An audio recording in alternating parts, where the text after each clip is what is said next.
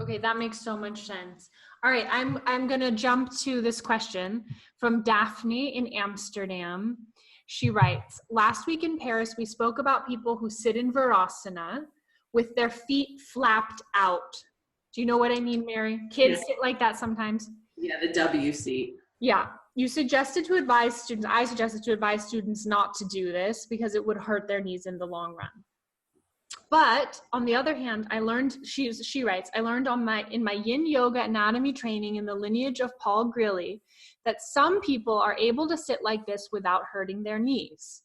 What I took from his explanation is to check whether students make this movement from their hip joints with their femur or partially from their knees. In the first case, it's perfectly fine to sit like this if they're making the movement from their hip joints.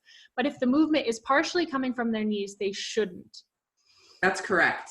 Oh. Yeah, that's correct. Because some folks, the way they're asked, I love Paul. I know Paul. And I covet his bone collection. Anyway, okay, so these are acetabula of the hips, the hip sockets. Okay, so some folks have really shallow acetabula. Yeah. And really long surgical necks of the femurs. Okay. So they can sit in that W pose and watch Avengers Endgame, which is like 3.5 hours long, and be fine. Does everyone know who's on with us live what we're talking about? That way where you sit in Virasana, I'm not going to do it because it really hurts me, with your foot out like that. Yeah. But then you're sitting with both feet like that, vertically. Okay, yeah. So it has to do with a structural issue. I've never heard this before. This is fascinating. It has to do with, you're saying, Mary, a structural issue of my actual deep hip joint. Exactly. Okay, so how do I see whether a student is doing it from the hip joint or from the knee? Well, a person who's doing it from the hip joint, they just do it. And it's easy peasy. And they're like, oh, I sit like this all the time. I've sat like this since I was a kid. That's their anatomy. That's fine.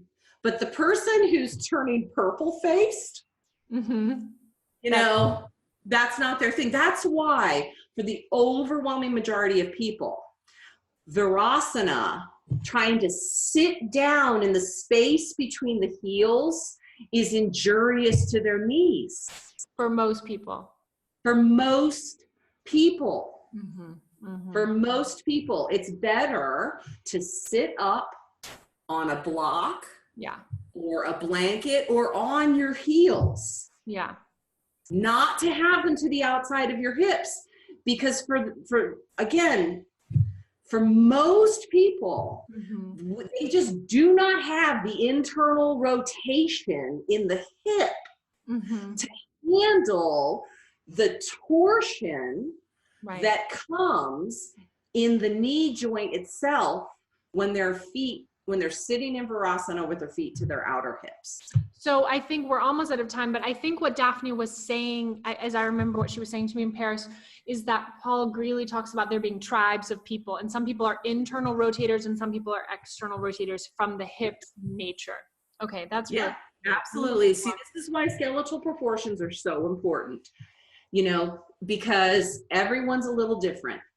Okay, I'm going to put, let me just send this to everybody. There is a YouTube, I haven't watched this yet, but there's a YouTube video that Daphne sent me that I think is Paul Greeley talking about this. So, okay, there's just 2 comments. Heidi is saying that she sat like this all her life and she's 60 and can still do it easily. Yeah, absolutely. That's your anatomy. You know, I'm like, and that's okay. Okay, but now Karen is asking, I think this is a good question. Should I be concerned when my granddaughter, who's 8, sits this way and has since she's been really young? So what do we do when we see children sitting this way? Should we discourage? It's okay. It's okay. Again, that's their anatomy. And it may change as they grow. Okay. You know, because at 8, they haven't even put on their puberty skeleton yet. You know, we go through 3 skeletons in the life cycle. So it's fine. It's absolutely fine if it's comfortable for her to sit like that, and it may change with time. The key is we don't try to shove a square peg in a round hole. Oh, that's the key to a happy yoga anatomy life, I think, Mary Richards. Thank you so much. The time always flies by. I can't believe it's been like, this is 1 hour. Feels like we talked about 2 things.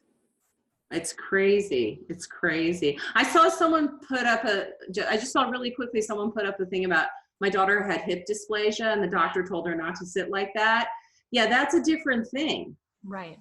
You know, if you've got hip dysplasia, that means, you know, you're part German Shepherd, right? And you just don't have a lot of congruence in your hip joints. Means they're really shallow, like the joints are really shallow. Yeah, they're really shallow. And that requires a PT intervention. That requires neuromuscular re-education as early as possible. Okay. Okay. Great. Well, Becky's saying great webinar, one of the best, Mary. Oh, kudos to you. Kudos to you, Penelope, for not relieving yourself. Right. Cat.